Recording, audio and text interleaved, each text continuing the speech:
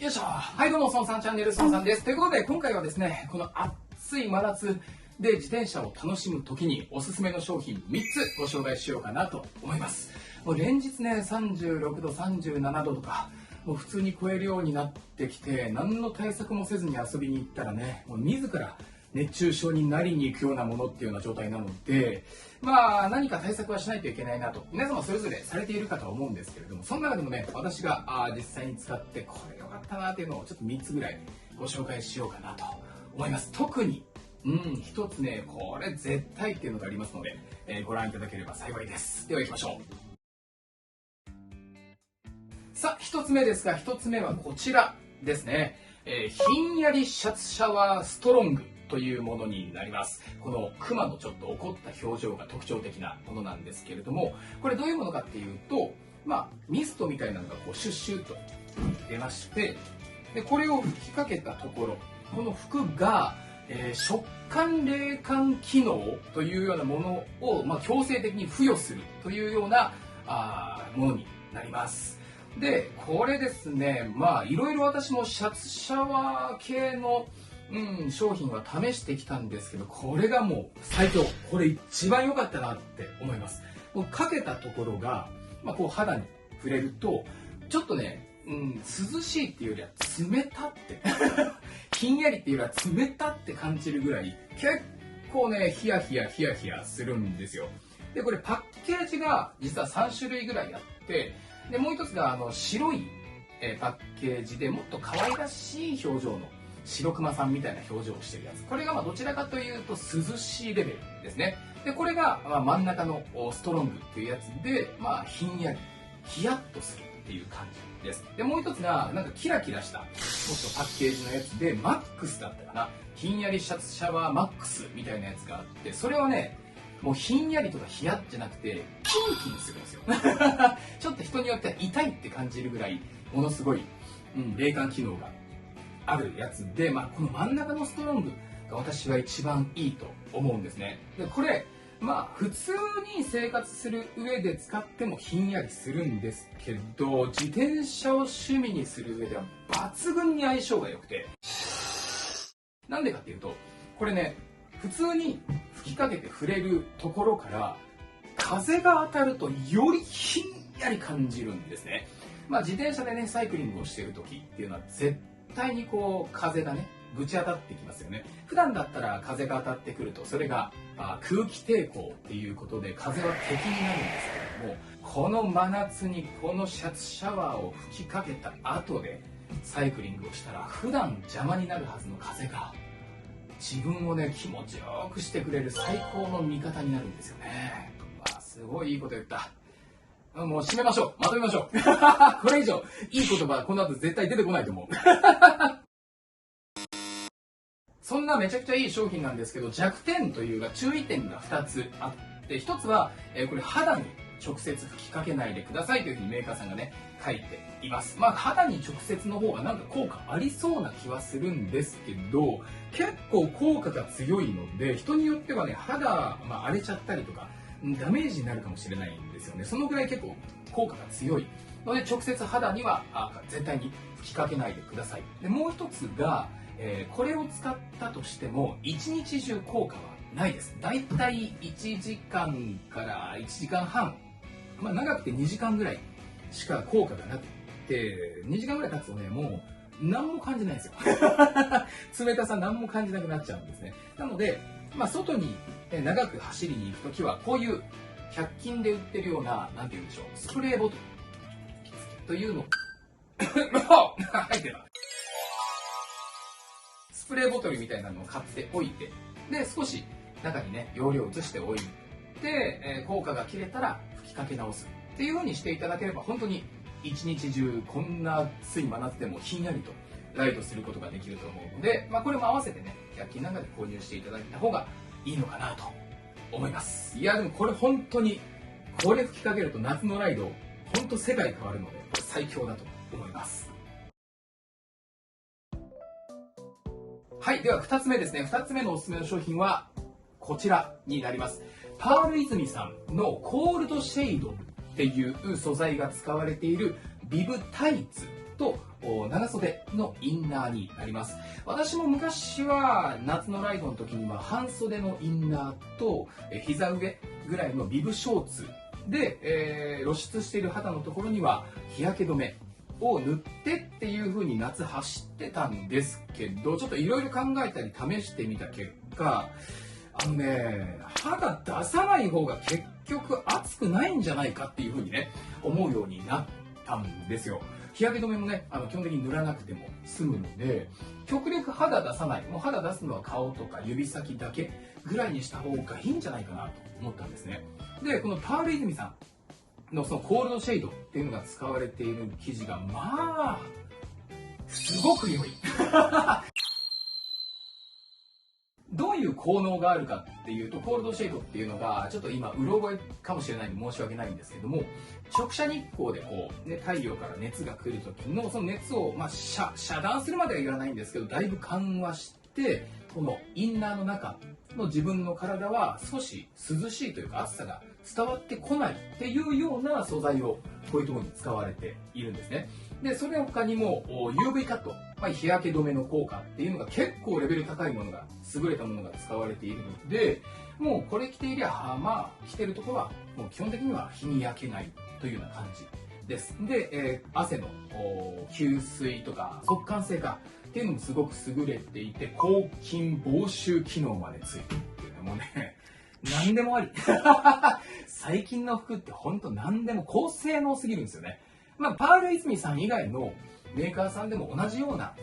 機能っていうのはもう備わってるとは思います。夏のインナーとかになってくるとね。その中でも私は、パール泉さんのコールドシェードがすごくいいなと思ったので、これがすごくおすすめですね。これとこれとサイクルジャージ全部にさっき紹介したこの、シャツシャワーをビシャビシャビシャビシャビャーってね、かけまくって走り出すと、もうね、寒い。もうね、暑いはずのライドがもう寒くなります。かけすぎ注意だなって思うぐらい寒くなるので、合わせ技ではありますけどね、いろいろと。本当にね、このコールドシェードのウェアはおすすめですね。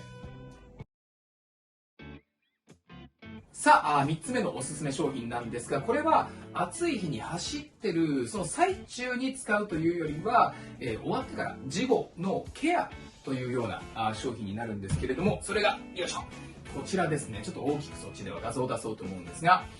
ピロエース Z という薬になります。これどういうものかというと、水虫の薬なんですよね。で、恥ずかしながら私が水虫だったっていう言い方になるんですけど、水虫だったんですよ。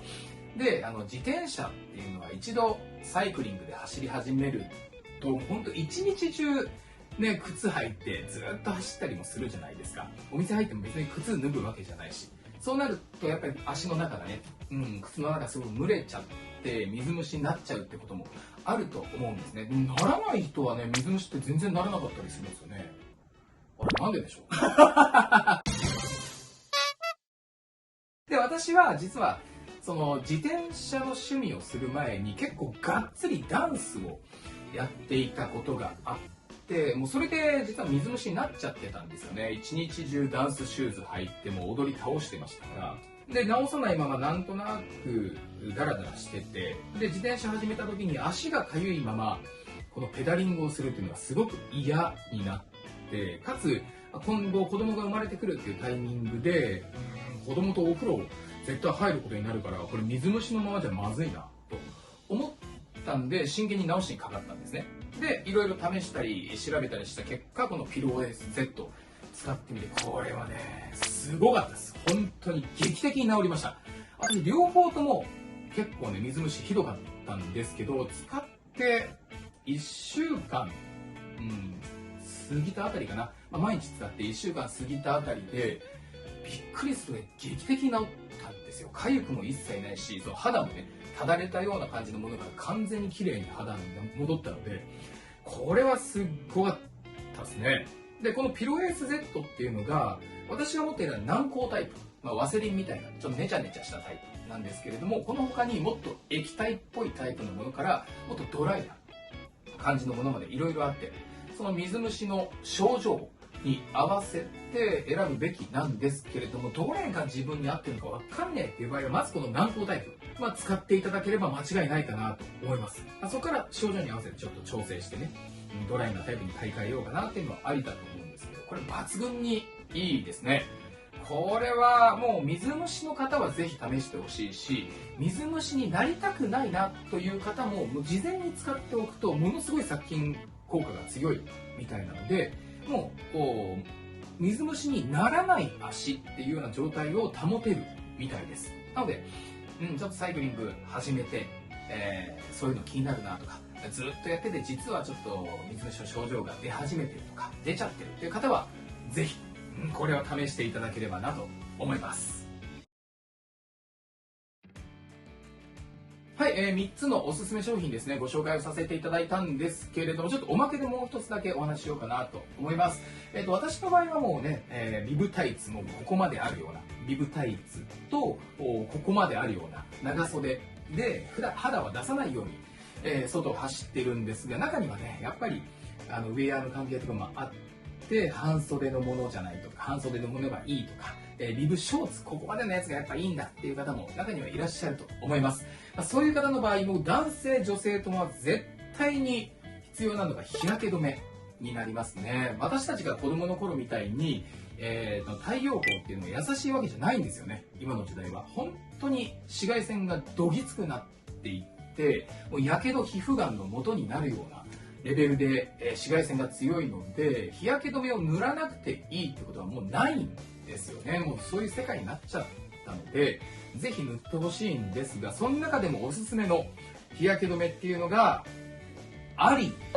になります。いろんな日焼け止めあるんですけれども、私も試した上でやっぱり一番良かったのはこのアリですね。もともとは私妻に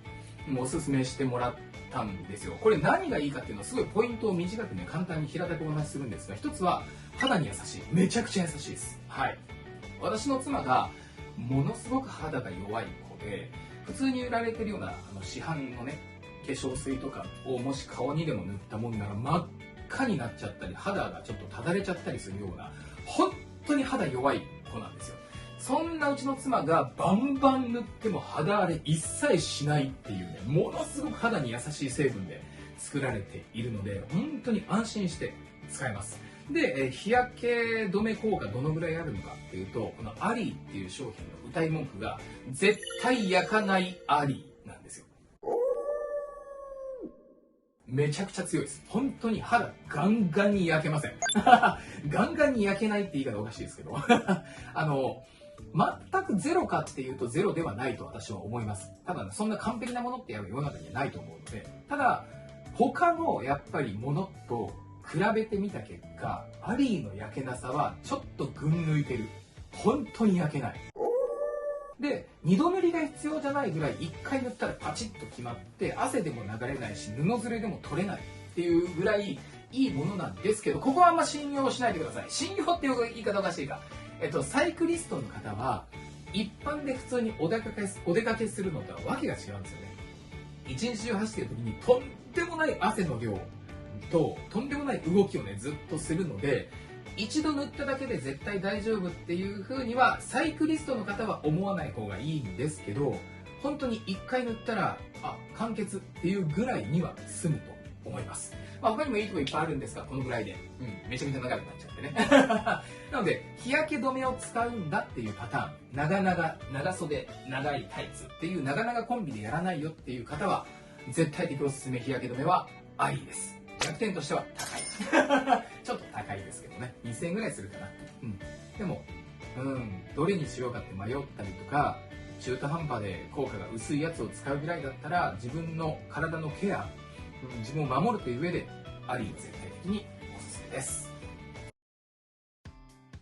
さあ、まとめです。今回はですね、この暑い真夏の中で自転車でサイクリングする時のおすすめ商品3つご紹介をさせていただきました。いや本